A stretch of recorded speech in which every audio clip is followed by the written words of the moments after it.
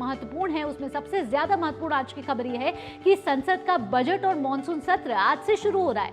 ये सत्र 12 अगस्त तक चलेगा। शैला, बिल्कुल, 18वीं लोकसभा के गठन के बाद शुरू हो रहे एनडीए सरकार के पहले बजट सत्र के पहले दिन यानी कि आज दोनों सदनों में महत्वपूर्ण कार्य जो हैं वो सूचीबद्ध किए गए हैं, जिसमें लोकसभा में शपथ ग्रहण कार्यक्रम की सूची के तहत सांसद शत्रुघ्न सिन्हा शपथ ग्रहण करेंगे। उसके बाद प्रश्नकाल के दौरान विभिन्न मंत्रालय के प्रश्नों के उत्तर दिए जाएंगे। सदन के पटल पर रखे जाने वाले पत्रों के बाद लोकसभा में आज आर्थिक सर्वेक्षण 2023-24 वित्त मंत्री निर्मला सीतारमण पेश करेंगी।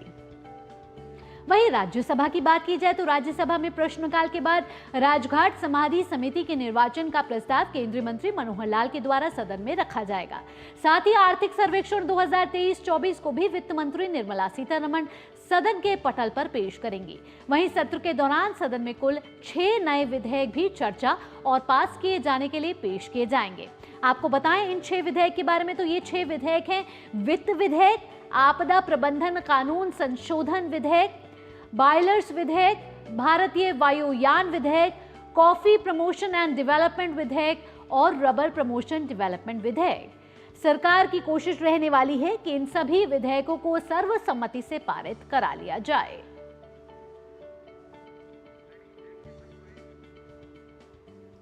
तो संसद के बजट सत्र की आज से शुरुआत हो रही है और इससे पहले कल सरकार की ओर से सर्वदलीय बैठक बुलाई गई। बैठक में 44 दलों के 55 नेताओं ने हिस्सा लिया। बैठक में संसद के सत्र को किस प्रकार सुचारू रूप से चलाया जाए, इस पर चर्चा हुई। विपक्षी दलों ने इस बैठक में कई सुझाव रखे, तो एनडीए दलों ने भी अपने अपने राज्यों से जुड़े मुद्दे संसद में रखने की बात कही। तो आज से शुरुआत हो रही है संसद के बजट सत्र की। कल वित्त मंत्री निर्मला सीतारमण पेश करेंगी पूर्ण बजट और उससे पहले आज संसद में पेश होगा आर्थिक सर्वेक्षण। मोदी सरकार के तीसरे कार्यकाल का पहला बजट कल सदन में पेश किया जाना है। ऐसे में संसदीय परंपरा के अनुसार बजट पेश किए जाने से ठीक एक दिन पहले आर्थिक सर्वेक्षण पेश किया जाता है। आपको बता दें कि आर्थिक सर्वेक्षण यानी कि इकोनॉमिक सर्वे एक रिपोर्ट कार्ड की तरह होता है, जिसमें पिछले वित्त वर्ष का लेखा जोखा होता है।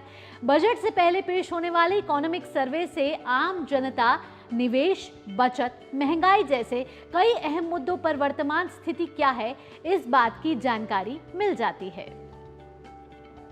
तो संसद में आज पेश होना है आर्थिक सर्वेक्षण 2023-24।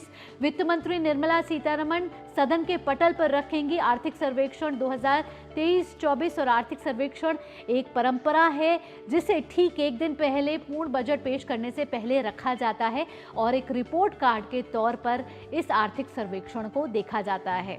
हमारे संवाददाता जुड़ चुके हैं ऋषि कुमार ज्यादा जानकारी के साथ। ऋषि, आपसे जानना चाहेंगे कि आज बेहद ही महत्वपूर्ण दिन है सदन के लिए, क्योंकि 18वीं लोकसभा के गठन के बाद पहला जो सत्र जो हुआ था तो विशेष सत्र हुआ था जिसमें शपथ ग्रहण समारोह हुआ, लेकिन ये सत्र अपने आप में विशेष है क्योंकि बजट के साथ साथ 6 विधेयक जो है वो सूचीबद्ध हैं। आपसे जानना चाहेंगे इसके अलावा अगर आज की बात की जाए तो कौन कौन से विधायी कामकाज जो है आज सूचीबद्ध हैं लोकसभा और राज्यसभा दोनों में? जहाँ तक इस सत्र की बात करें तो बेहद महत्वपूर्ण इस मायनों में भी है कि लोकसभा चुनाव के बाद जब 18वीं लोकसभा का गठन हो चुका है और उसके बाद एक सरकार के रूप में एक तीसरा कार्यकाल शुरू करने जा रहे हैं प्रधानमंत्री के रूप में नरेंद्र मोदी, उनका ये जो बजट होगा वो इतना महत्वपूर्ण होगा कि इसमें अगर हम देखें तो आने वाले समय में इस सरकार की क्या प्राथमिकताएं होंगी उसकी एक रूपरेखा इस बजट के माध्यम से देश की जनता के सामने होगी। हम जानते हैं कि आर्थिक पहलुओं के माध्यम से ही देश के जो विकसित राष्ट्र का जो संकल्पना है उसको पूरा किया जा सकता है और उस लिहाज से अगर हम देखें तो ये बजट बेहद महत्वपूर्ण है और इसमें जो आर्थिक सुधार है उसको लेकर सरकार की जो दशा दिशा होगी वो उसका अंदाजा लग जाएगा। दूसरा, जो इस समय पूरी दुनिया में जो आर्थिक पहलू है उसमें भारत की क्या स्थिति है उसको देखते हुए हम क्या सोचते हैं और कैसे सरकार को आगे बढ़ाना चाहते हैं आर्थिक तथ्यों पर इन सबका बजट में हम देखेंगे, इसकी एक झलक दिखाई देगी। जहाँ तक आज की प्रावधानों की बात करें, दोनों ही सदनों में हम जानते हैं कि आर्थिक सर्वेक्षण की जो पहली कॉपी है वो लोकसभा में निर्मला सीतारमण जो वित्त मंत्री उनके द्वारा रखी जाएगी और उसके बाद दूसरा जो राज्यसभा है उसमें उसकी प्रति भी वो सदन के पटल पर रखेंगे। निश्चित तौर से इसके माध्यम से जो देश की जो आर्थिक स्थिति है उसका एक लेखा जोखा इसके सामने आ जाएगा कि हम आज के समय में आर्थिक रूप से कितने मजबूत हैं और क्या क्या हमें और सुधार करने की जरूरत है। जहां तक और विधायी कार्यों की बात करें तो प्रश्नकाल रहेगा। जैसे कि हम जानते हैं तमाम मंत्रालयों से संबंधित जो प्रश्न होते हैं उनके उत्तर मंत्रियों के द्वारा दिए जाते हैं और जैसे कि आपने भी बताया कि शत्रुघ्न सिन्हा जो कि लोकसभा के सांसद के रूप में चुनकर आए हैं तृणमूल कांग्रेस के सांसद के रूप में वो भी आज शपथ ग्रहण करेंगे। हालांकि सभी सांसदों की शपथ हो चुकी है लेकिन एक दो सांसद जो छूट गए हैं वो अभी धीरे धीरे अपने शपथ ग्रहण को आगे बढ़ा रहे हैं। तो उस कड़ी में अगर हम देखें तो लोकसभा में उनकी शपथ होनी है।